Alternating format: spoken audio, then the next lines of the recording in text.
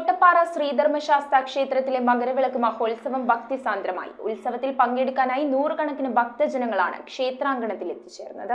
ഭക്തിനിർഭരമായ ചടങ്ങുകളോടെയാണ് കോട്ടപ്പടി കോട്ടപ്പാറ ശ്രീധർമ്മശാസ്ത ക്ഷേത്രത്തിൽ മകരവിളക്ക് മഹോത്സവം സംഘടിപ്പിച്ചത്. അഷ്ടദ്രവ്യ മഹാഗണപതി ഹോമം, വിശേഷാൽ പൂജകൾ, നവക പഞ്ചഗവ്യ കലശാഭിഷേകം, മഹാസർവൈശ്വര്യ പൂജ, പ്രസാദ ഊട്ട്, താലപ്പൊലി ഘോഷയാത്ര, മകരസംക്രമ പൂജ, ദീപാരാധന, ചുറ്റുവിളക്ക്, ചിന്തമേളം, അത്താഴപൂജ എന്നിവയും നടത്തി.